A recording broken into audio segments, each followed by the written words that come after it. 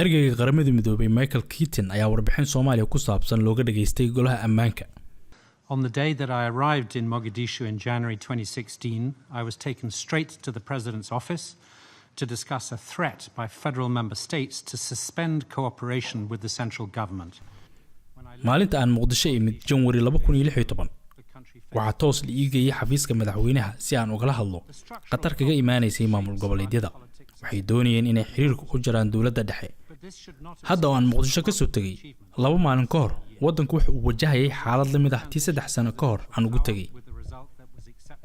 However, no one should delude themselves about the challenges ahead. si kastaba ha ahaatee ma ahan in qofna uu iska maahiyo dhibaatooyinka hor yaalla. Soomaali badan waxaa haysta dhibaatooyin amni xumo ah iyo khasaare aad u xoogan oo kaga timaada weerarada arxandarrada ah ee Al-Shabaab. dadku aan wali heli karin adeegyada aasaasiga ah iyo cadaaladda, dawladda hoose oo meesha ka maqan, faqri baaxad leh, dakhli aan soo gelin shakhsiyaadka iyo shaqo la'aan. Disputes over borders, resources and revenues. khilaafaadka ka jira sida loo kala qaybsan lahaa kheyraadka iyo lacagaha canshuuraha, xuduudaha gudaha, awood qaybsiga iyo dhibaatooyinka ay kala tabanayaan qabiilada iyo kooxaha danleyda ah ayaa ah kuwo u xubsiimi kara inay qalalaasa abuuraan. taasina waxay sababi kartaa in dad hor la sii barakacaan iyo dhibaatooyin ka dhan ah bini'aadanimada. Rule of law is weak. sharciga waa mid liita, cadaaladda iyo nidaamka sharciyada waa lagu heshiin rabaa balse ma ahan mid wada gaari kara meel walba. dawladda ma awoodo inay dhaqan geliso go'aanada ka soo baxa waaxda cadaaladda. sidaas daraadeed dadku inta badan waxay aadaan maxkamadaha kooxda Al-Shabaab. Too often people turn to Al-Shabaab instead. Corruption. musuqmaasuqu waa mid sharciyeysan oo awoodda kursiga lagu sii haysto. sharciga wuxuu ganaaxaa kuwa taagta daran inta badan. lacag aan la ogeyn meesha ay ka timid ayaa si weyn loo isticmaalaa, waana astaan lagu qeexo siyaasadda Soomaaliya. Michael Keating oo ka hadlaya siyaasiyiinta mucaaradka ah ayaa waxa uu yidhi Patriotic opposition is weak and the rules of the mucaarad qadiyad wadaninimo leh ma jiro. sharciga siyaasadda dhankii doona baa loo jeediyaa. mooshinada kalsooni kala noqoshada, maamuska qaadida madaxda iyo doorashooyinka waa kuwa lagu ciyaaray oo siyaasad iyo in dhaqaale lagu helo looga faa'iideysto.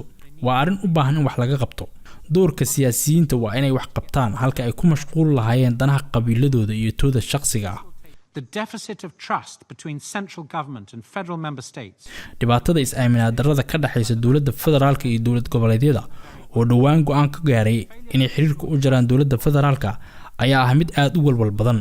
But this should not obscure some remarkable achievements in the last 3 years. balse taasi ma ahan in naga qariso guulaha cajiibka ah ee la gaaray 3 sano ee la soo dhaafay.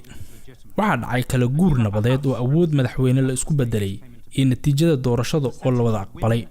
waxaa jira dawlad leh qorshe xiiso leh oo dib u habeyn ah. In the strong partnership between President Mohamed Abdullahi Farmajo and Prime Minister Hassan Khayri. waxaana taasi sahlaya xiriirka xooggan ee u dhaxeeya madaxweyne Farmaajo iyo ra'iisul wasaare Khayri. waxay u dubdhaxaad u tahay in dalku noqdo mid wax la amaahin karo oo lala xisaabtami karo. waana tallaabada ugu horreysa oo ay ku gaarayaan madax bannaani dhammaystiran iyo inay soo jiitaan maalgelin guud iyo mid gaar ah. IMF benchmarks are being met. Domestic halbeega IMF waa la gaaray. wax soo saarka gudaha waa kordhayaan, qaabka maamulidda dhaqaalaha dadweynaha waa soo hagaagaya, kalsoonida ganacsi waa mid kobcaysa, rajada cafinta deymaha waa mid dhow.